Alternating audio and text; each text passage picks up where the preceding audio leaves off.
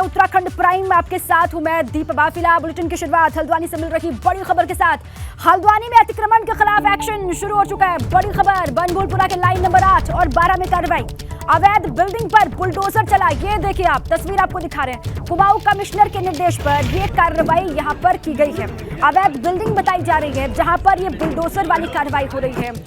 बड़ी खबर हल्द्वानी से, अतिक्रमण के खिलाफ एक्शन शुरू हो चुका है। बनभूलपुरा के लाइन नंबर 8 और 12 में ये कार्रवाई की तस्वीर इस वक्त आप देख रहे हैं। अवैध बिल्डिंग जो बनी हुई थी उस पर ये कार्रवाई हुई है, उस पर बुलडोजर चला है और ये जो कार्रवाई की जा रही है वो कुमाऊं कमिश्नर के निर्देश पर की जा रही है।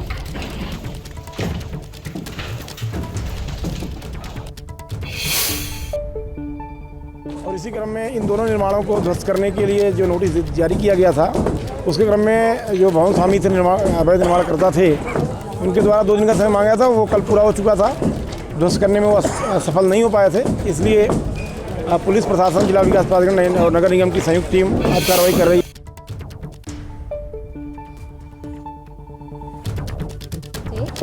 जिसमें इनको 3 दिन पूर्व भी इसको तोड़ने के लिए कार्रवाई की गई थी, लेकिन इन लोगों ने उस दिन समय मांगा था कि इसको हम 2 दिन में ध्वस्त कर लेंगे। और आज जब इन लोगों ने इसको ध्वस्त खुद नहीं किया है तो चूँकि सरकारी भूमि है और इसलिए इस पर ध्वस्तीकरण की कार्रवाई नगर निगम, पुलिस और प्रशासन की टीम के साथ की जा रही है। और चलिए मौके पर किस तरीके की कार्रवाई चल रही है, किस तरीके से कार्रवाई आगे बढ़ रही है, ये जान लेते हैं। हल्द्वानी से अंकित शाह मेरे साथ ही जुड़ चुके हैं। अंकित, ये कार्रवाई हो रही है जिसकी तस्वीरें हम दर्शकों को दिखा रहे हैं, किस तरीके से कार्रवाई आगे बढ़ रही है, कौन कौन अधिकारी वहां पर मौजूद है और कहां पर ये कार्रवाई हो रही है, जरा बताएं तफसील से। अंकित, देखिए दीपा, बात करें कि हल्द्वानी के बनभूलपुरा क्षेत्र में शिकायत मिली थी कि नजूर भूमि पर अवैध तरीके से अतिक्रमण किया है, जिसको लेकर कुमाऊं कमिश्नर दीपक रावत ने वहां पर निरीक्षण किया और जिस तरह से शिकायत मिली थी वो सही पाई गई और कुमाऊं कमिश्नर ने साफ निर्देश दिए थे कि इनको जल्द से जल्द तोड़ा जाए। जिसके बाद यहाँ तोड़ा गया, लेकिन कार्रवाई और वहाँ के लोगों ने विरोध प्रदर्शन शुरू कर दिया। उन्होंने खुद अल्टीमेटम दिया था कि हम 2 दिन के बाद अपना ध्वस्तीकरण को खुद हटाएंगे, लेकिन वो नहीं हुआ और जिसके खिलाफ आज नगर निगम की टीम ने, प्राधिकरण की टीम ने पुलिस प्रशासन के साथ मिलकर ध्वस्तीकरण को निपटाया, ध्वस्तीकरण को हटाया गया। लगातार बनभूलपुरा के लाइन नंबर 8 और 12 में यह अवैध अतिक्रमण को हटाया गया है। लगातार शिकायत मिली है, बिना प्राधिकरण को सूचित किए यह अतिक्रमण किया जा रहा है। जी बिल्कुल ठीक है। यहाँ के लोगों ने 2 दिन का वक्त लिया था, खुद ध्वस्त करने की बात कही थी। जब खुद ध्वस्त नहीं किया तो उसके बाद प्रशासन कर रहा है कार्रवाई। शुक्रिया अंकित पूरी जानकारी के लिए। जोशीमठ से बड़ी खबर, जोशीमठ आपदा पर विधायक प्रीतम सिंह का बयान सामने आया कि प्रभावित परिवारों के विस्थापन पर साफ नहीं हुई है स्थिति। प्रीतम सिंह ये कह रहे हैं और 1 महीने बाद भी सर्वे कर रही एजेंसियों की रिपोर्ट नहीं आ पाई है, इस बात का वो जिक्र कर रहे हैं। सरकार प्रभावित परिवारों को जल्द से जल्द करे पुनर्वास। कांग्रेस ये कह रही है जल्द से जल्द जो प्रभावित वहां पर हैं, जो पीड़ित वहां पर हैं, उनके बारे में सरकार सोचे और उनके लिए ठोस रणनीति बनाए, उनका पुनर्वास करे। जोशीमठ की जो घटना है, पहले तो सरकार बड़ी विलंब से जागी और जागने के बाद आतिथि तक जोशीमठ के रिहेबिलिटेशन के बारे में कोई कार्रवाई नहीं की गई, बल्कि उल्टे भाजपा के लोग जो वहाँ पर लोग अपने आप को रिहेबिलिटेशन की बात कर रहे हैं, उचित मुआवजे की बात कर रहे हैं, उन्हें माओवादी कह कर के पुकारने का काम करते हैं। तो जो लोग आपदा में भी जो है राजनीति करते हों, उन लोगों पर क्या भरोसा जो है लोग करेंगे। और हम सरकार से कहना चाहते हैं कि सरकार तत्काल प्रभाव से जो एजेंसीज वहाँ पर काम कर रही है उनसे रिपोर्ट ले और रिपोर्ट लेने के बाद उनको समुचित मुआवजा दे। केदारनाथ और बद्रीनाथ की तर्ज पर जो है उनको मुआवजा मिलना चाहिए। देखिए, जोशीमठ में महीने भर बाद स्कूल खुलने पर चहल पहल नजर आई है। आपदा की दहशत के बीच स्कूलों में पढ़ाई तो शुरू हो गई, मगर आने वाले वक्त में स्थिति क्या रहने वाली है अभी ये कह पाना बहुत मुश्किल है, क्योंकि आपदा प्रभावित लोग अपने घर छोड़ करके राहत शिविरों में रह रहे हैं और इस बीच स्कूलों को खोल दिया गया ताकि बच्चों की पढ़ाई इससे प्रभावित ना हो।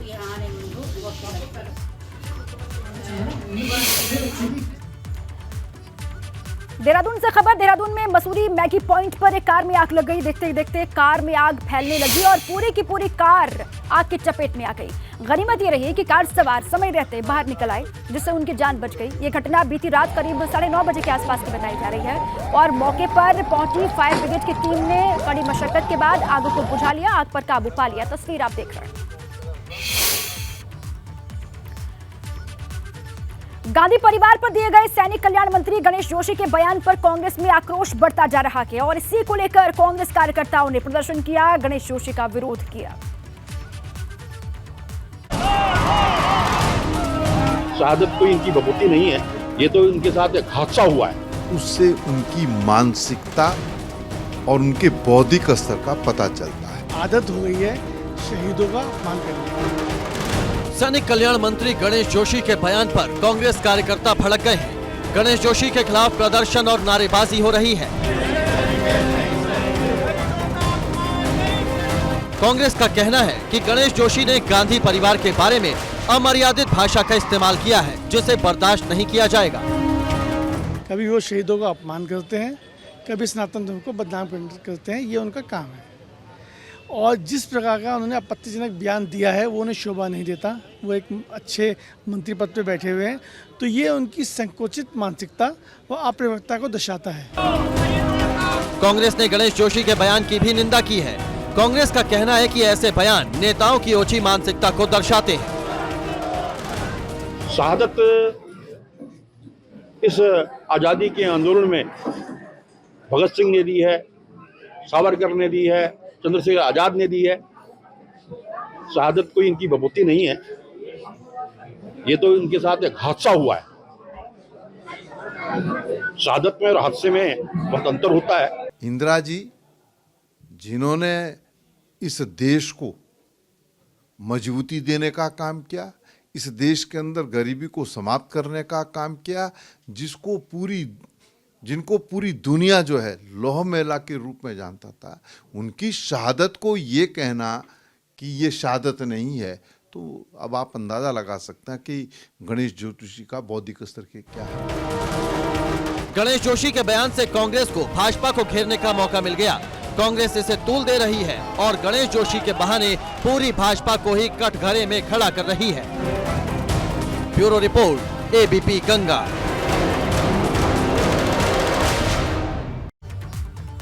और इसी से जुड़ी हुई बड़ी खबर जान लीजिए आप। अपने बयान पर कायम है गणेश जोशी। देहरादून से बड़ी खबर है। एबीपी गंगा पर कैबिनेट मंत्री गणेश जोशी का बयान सामने आया। उन्होंने कहा कि मैंने कुछ भी गलत नहीं किया, अपने बयान पर वो अड़े हुए हैं। देहरादून से खबर, अपने बयान पर कायम है गणेश जोशी। एबीपी गंगा पर कैबिनेट मंत्री ने कहा है कि उन्होंने कुछ भी गलत नहीं कहा।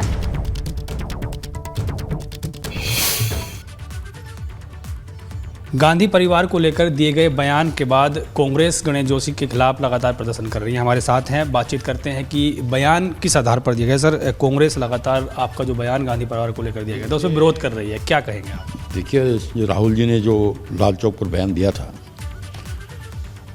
मैंने उसके परिप्रेक्ष्य में ये बयान दिया और मैंने आज फिर कह रहा हूँ, शहादत वो होती है जो हमारे बलिदानी हंसते हंसते फांसी के फंदे पर झूल गए। शहीद भगत सिंह हो, राम प्रसाद बिस्मिल हो, अस्फाउल्लाह खां हो, मेजर दुर्गामल हो। अंग्रेजों ने उनसे कहा कि आप देशद्रोह स्वीकार कर लो, हम सज़ा माफ़ कर देंगे। उन्होंने कहा नहीं, मैं फांसी पे चढ़ जाऊँगा, लेकिन वो फांसी पे चढ़ गए। ऐसे हमारे सैकड़ों लोग हैं जिन्होंने इस राष्ट्र के लिए बलिदान किया। ऐसे हमारे सैकड़ों वीरों देश की सीमा पर रक्षा करते हुए, चाहे जसवंत सिंह हो, मेजर धन सिंह थापा हो, मेजर शैतान सिंह हो, सोमनाथ जी हो, इसको शहादत कहते हैं। मैं अपने घर ऑफिस में बैठा हूँ और मुझे अगर कोई गोली मार दे, मैंने ये कहा कि स्वर्गीय इंदिरा जी के साथ एक दुर्घटना हुई कि उनके अंगरक्षक ने उनको गोली मार दी।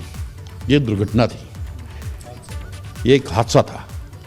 मैंने कहा कि स्वर्गीय राजीव गांधी को लिट्टे के आतंकवादियों ने मालूम कर उड़ा दिया, ये एक हादसा था। अब या तो इनको इतिहास का नहीं पता, इन्होंने भारत का इतिहास नहीं पढ़ा कि शहादत बलिदान किन लोगों ने की।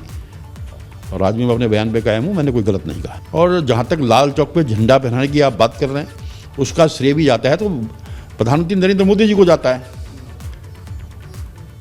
जिस टाइम आतंकवाद चरम पर था तब वहां पर किसी ने हिम्मत की थी, डॉक्टर मुरली मनोहर जोशी ने की थी, उन्होंने झंडा फहराया था।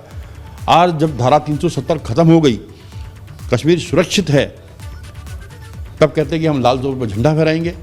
और आपने झंडा फहराया तो उसका श्रेय प्रधानमंत्री नरेंद्र मोदी जी को जाता है कि उन्होंने ऐसा वातावरण वहाँ पर बना दिया है कि कोई भी जाकर जो है तिरंगा फहरा सकता है। कांग्रेस के नेताओं को क्या कहेंगे आप? वो तो लगातार विरोध कर रहे हैं, आपका विरोध कर रहे हैं, कह रहे हैं कि क्या वो अपना काम देखिए, उनको तो कुछ दिन का रोजगार मिला, आजकल बेचारे बेरोजगार हैं, तो कुछ पुतले वाले की कमाई हो रही होगी, कुछ उनको भी थोड़ा काम मिल गया है, आजकल उनके पास काम ही नहीं है। धन्यवाद सर एबीपी गंगा के साथ बातचीत करने के लिए। आपके कैबिनेट मंत्री गणेश जोशी, जिनका साफ कहना है कि वो अपने बयान पर कायम है, कांग्रेस किसी तरह का प्रदर्शन करे, कांग्रेस के पास कोई काम नहीं था तो उन्होंने उन्हें काम दे दिया है, इसलिए वो प्रदर्शन कर रहे हैं। देहरादून से अपने सहयोगी ममर रावत के साथ पंकज राणा, एबीपी गंगा। अब आगे बढ़ते हैं, अगली खबर रुड़की से है। रुड़की सिविल अस्पताल के रेडियोलॉजिस्ट पद पर तैनात डॉक्टर मनीष दत्त को हरिद्वार सीएमओ पद पर पदोन्नति होने से अस्पताल में पिछले 3 दिनों से अल्ट्रासाउंड नहीं हो पा रहा है, जिससे शहर और देहात क्षेत्र से आने वाली गर्भवती महिलाओं को खासी परेशानी का सामना करना पड़ रहा। सिविल अस्पताल में महज एक रेडियोलॉजिस्ट थे जो कि हफ्ते में 3 दिन रुड़की और 3 दिन हरिद्वार में अल्ट्रासाउंड करते थे।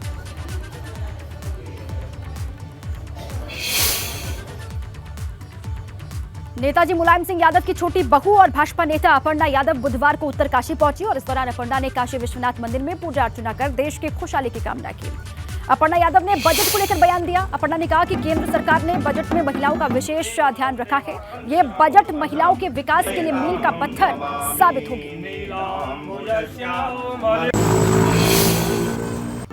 14 वर्षों के बाद आ रही हूँ। हालांकि देहरादून, हरिद्वार और बद्रीनाथ जी का दर्शन मैं बीच बीच में करती रही, पर अपने पैतृक गांव में 14 साल के बाद आ रही हूँ। और आज मैं अपनी दादी से और अन्य जो मेरे सारे रिलेशंस में है, पूरा परिवार इकट्ठा है।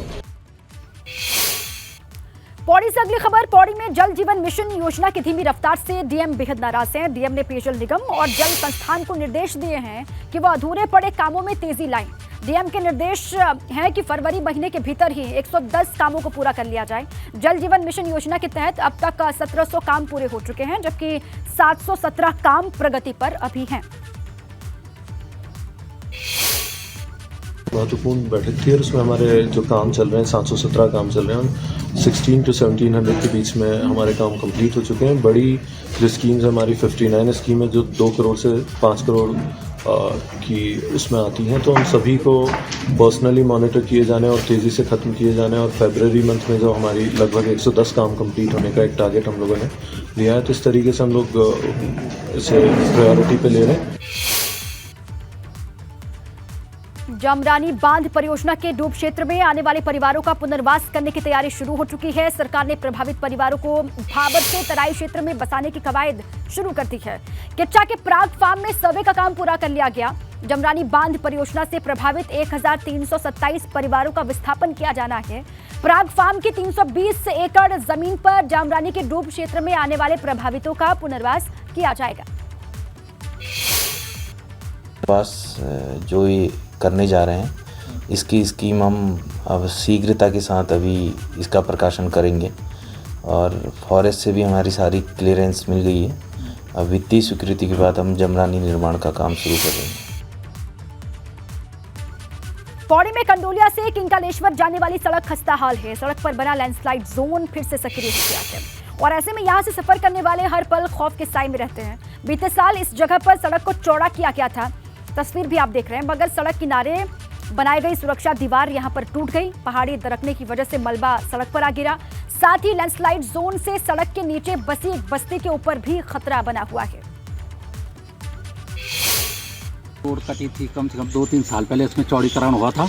चौड़ीकरण के कारण जो साइड डेवलप हुआ, उसके कारण 1 साल तो नहीं पर दूसरे साल बारिश, इस पिछली बारिश में सारा स्लाइडिंग हो गया, ऊपर से पूरी ज़मीन कटी हुई है और साथ में नीचे जो कुछ मकान हैं उनके लिए भी खतरा बना हुआ है। लगातार पत्थर गिरते रहते हैं, जहाँ हल्की बारिश होती है तो पत्थर गिरते रहते हैं लगातार इसमें, तो कुछ लोगों के लिए भी खतरा है नीचे। तो जल्दी से जल्दी जरा इसका ट्रीटमेंट हो जाए तो बहुत। जो क्योंकालेश्वर सड़क है उस पर जो भूस्खलन हुआ था हमारा अभी 2-3 माह पहले, उसमें जितना भी मलबा निस्तारित किया गया हमारे द्वारा, उसको जेसीबी और टिप्पर के द्वारा सुरक्षित स्थान पर डिस्पोज ऑफ कर दिया गया है और जो उसका सुरक्षात्मक कार्य है उसका आपदा न्यूनीकरण मद के अंतर्गत हमने एस्टिमेट प्रेषित कर दिया है और जैसे ही हमारे को वित्तीय स्वीकृति प्राप्त हो जाती है तो इसकी निविदाएं आमंत्रित करके सुरक्षात्मक कार्य करवाया जाएगा। पहाड़ी क्षेत्रों से पलायन रोकने और स्वरोजगार को बढ़ावा देने के लिए थाड़ीखेत में प्रशिक्षण कार्यक्रम आयोजित किया गया और इस पूरे कार्यक्रम में प्रधानमंत्री के सलाहकार भास्कर खुल्बे ने हिस्सा लिया। पहले फेज में महिला समूहों को बिच्छू घास से ऑर्गेनिक चाय, धागा और रेशे से कपड़ा बनाने का प्रशिक्षण यहां पर दिया गया।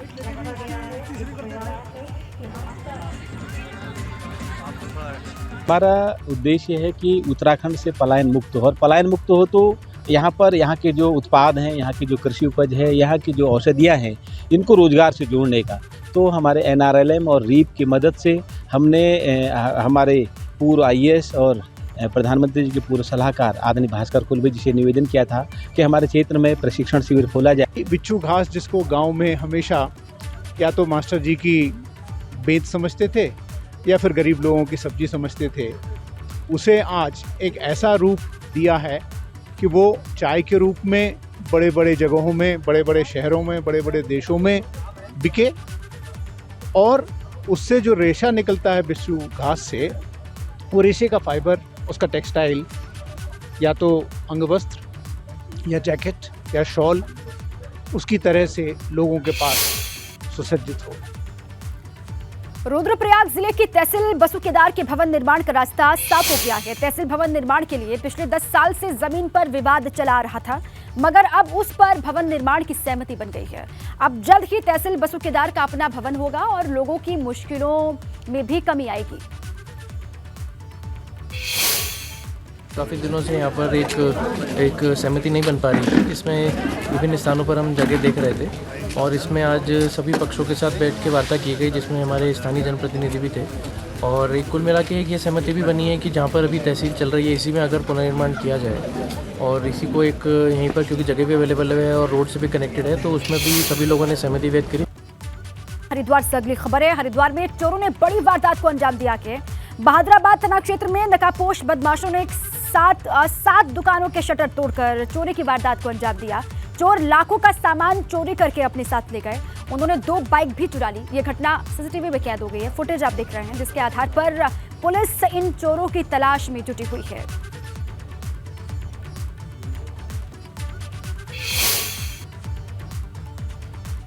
शटर तोड़े गए हैं और उस पर फोर्स वहाँ पे मौके पे गई। मैं भी वहाँ पे गया था और सीसीटीवी फुटेज को भी देखा कि एक दुकान में सीसीटीवी फुटेज भी है, तो और आसपास के एरिया को भी हम लोग खंगाल रहे हैं। उसमें 4 लोग आए हुए हैं, 2 बाइक से आए और घटना को अंजाम दिए। इसके अलावा ज्वालापुर और अन्य जगह भी उनकी लोकेशन आ रही है।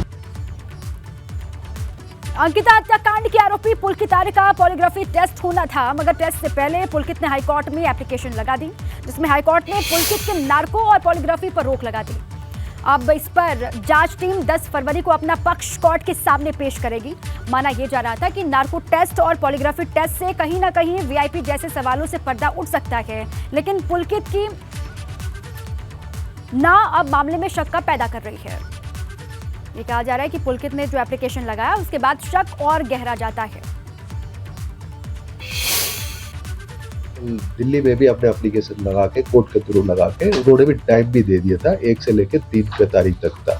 तो इसी बीच में कि उसने हाई कोर्ट में अपने एक एप्लीकेशन लगाया कि उस पर जो भी एप्लीकेशन अभी हमारे पास आए नहीं है तो आए जाएगा देखने तो, बट उस पर नेक्स्ट डेट जब हाई कोर्ट लगेगी उस पर अपना बात रखेंगे। गुलदार को अक्सर आपने दूसरे जानवरों को शिकार करते हुए देखा होगा, मगर आज हम आपको दिखाते हैं एक ऐसी तस्वीर जिसमें गुलदार दुम दबाकर भागता हुआ दिखाई दे रहा है।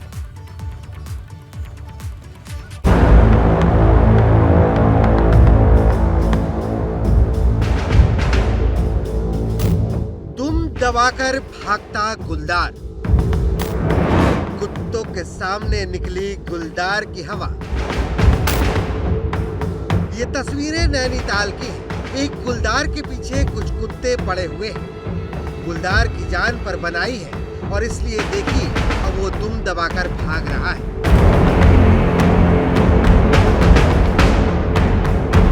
कुत्तों का एक झुंड गुलदार के पीछे पड़ा हुआ है। गुलदार को समझ में आ गया कि कुत्तों से भिड़ना ठीक नहीं है, इसलिए उसने वहां से भागने में ही भलाई समझी। उत्तराखंड के पहाड़ों में गुलदार को कुत्ते का शिकार करते हुए तो अक्सर आपने देखा होगा, लेकिन आज कुत्तों ने एक गुलदार को खदेड़ दिया। आइए हम बात करते हैं एक प्रत्यक्षदर्शी से जिसने ये सब पूरा हादसा अपने सामने देखा। हमारे साथ है आशीष। आशीष, किस तरीके से आपने क्या देखा भाई? सर मैं यहाँ पे नाइट ड्यूटी में था और अचानक से यहाँ बाहर कुत्ते की आवाज़ आई बहुत सारी, और मैं जैसे ही बाहर को आया तो कुत्ते मतलब 7-8 कुत्ते थे जो एक गुलदार के पीछे थे, और वो गुलदार यहाँ से नीचे से आके हमारे गेट को लांग के अंदर की तरफ आया, और उसके बाद मैंने दरवाज़ा बंद करा, मैं डर के मारे अंदर चले गया।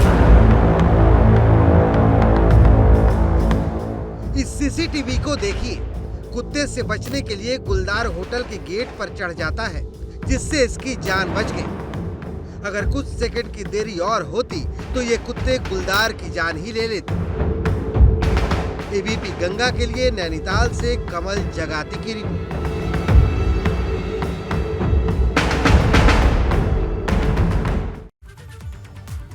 अब चलिए आगे बढ़े। उत्तरकाशी से अगली खबर। उत्तरकाशी में माघ मेले में संपन्न होने के बाद ये मेला रामलीला मैदान में हर तरफ गंदगी का अंबार लगा हुआ दिखाई दे रहा है। रामलीला ग्राउंड पर जहां तक नजर आप डालिएगा सिर्फ गंदगी ही गंदगी आपको दिखाई देगी। इस गंदगी की वजह से ग्राउंड में लगी घास भी खराब होने की कगार पर है। इस घास को 26 लाख रुपए की लागत से यहाँ पर लगवाया गया था। जिला पंचायत और नगर पालिका ने मैदान की कोई सुध नहीं ली है। इन तस्वीरों से समझ में आ रहा है। मेले में सहयोग का वचन दिया था और सहयोग भी किया मेले में, लेकिन जिला पंचायत की जब मीटिंग हुई थी मेले की, उसमें एक बात बिल्कुल क्लियर हुई थी कि जिला पंचायत 5 लाख रुपए का चेक सफाई का नगर पालिका को देगा, नंबर 1। नंबर 2, जो रेलिंग लगी थी घास के बाहर वो लगाएगा। नंबर 3, घास को पूर्व की स्थिति में लगा के देगा हमें। ये 3 चीजें अनुसार तय हुई थी। लक्सर में चाइनीज मांझे का इस्तेमाल हो रहा है, इसकी शिकायत मिल रही है। चाइनीज मांझे की वजह से कई लोग लगातार घायल हो रहे हैं। प्रशासन के पास लगातार इसकी शिकायतें भी मिल रही हैं। ऐसे में एसडीएम ने कोतवाल को निर्देश दिए हैं कि दुकानों पर जाकर के चेकिंग करें और लोगों को जागरूक किया जाए कि चाइनीज मांझे का इस्तेमाल वो ना करें।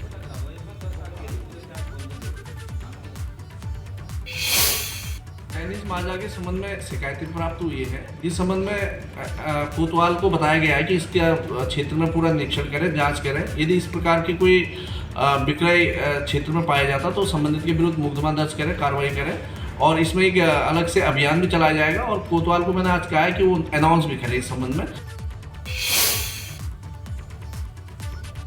और इन्हीं तमाम खबरों के साथ उत्तराखंड प्राइम में अभी के लिए बस इतना ही।